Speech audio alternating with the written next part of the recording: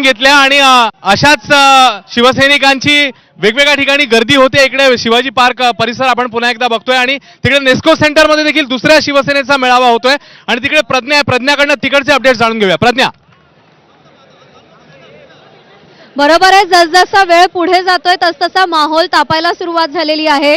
जोरदार घोषणाबाजी इकडे सुद्धा होती आणि आता नेस्को सेंटर सुद्धा शिवसैनिकांनी फुलायला सुरुवात झालेली आहे. घोषणाबाजी होती आणि एक वेगळाच उत्साह, वेगळाच जोश इकडे पाहायला मिळतोय. सूरज सावंत आपले प्रतिनिधी सध्या आपल्यासोबत आहेत आणि त्याने नेस्को सेंटर इथे आलेल्या सगळ्या शिवसैनिकांशी संवाद साधलाय. सूरज. प्रज्ञा, नक्कीच आपण पाहतोय तोच उत्साह हा नेस्को सेंटर या ठिकाणी देखील दिसत आहे. या ठिकाणी मोठ्या प्रमाणात शिवसैनिक हे आता मुंबई, ठाणे, नाशिक, नवी मुंबई या ठिकाणाहून येताना पाहायला मिळतंय. इतकंच नाही तर सर्वांनीच या ठिकाणी एकनाथ शिंदे यांचे मुखवटे घालून या ठिकाणी प्रवेश केला जात आहे आणि मोठ्या प्रमाणात या ठिकाणी शिवसैनिक हे या ठिकाणी दाखल झालेले आहेत. आप कहां से हो?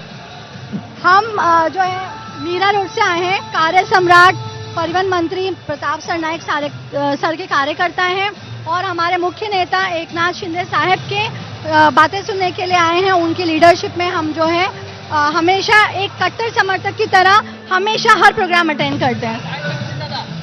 काय नाही, शिंदे साहेबांच्या खास करून दसरा मेळाव्याला याचं म्हणून आम्ही सर्वजण कोल्हापुरातून इकडे आलेलो आहे मुंबईमध्ये. की राज्यात पूर परिस्थिती जरी असली तरी कानाकोपऱ्यातनं या ठिकाणी नागरिक येत आहेत. नाना आंबोले आपल्या सोबत आहेत, शिवसेनेचे विभाग प्रमुख आहेत. साहेब, काय सांगाल? सांगायला खूप काय आहे, पण मी छोटासा नगरसेवक विभाग प्रमुख आहे.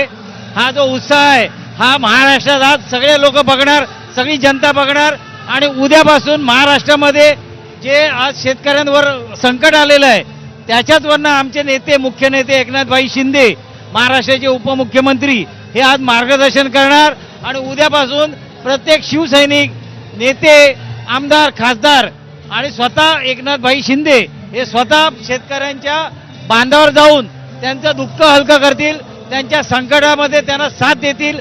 महाराष्ट्र सरकारकडनं जेवढं सहकार्य करून देता येईल तेवढं त्यांना देऊन त्यांना मेळावा घेत नाहीये तर शेतकऱ्यांना मदत देखील आज दिली तर जाणार आहे. शिवसैनिकांच्या प्रतिक्रिया आपण पाहिलेल्या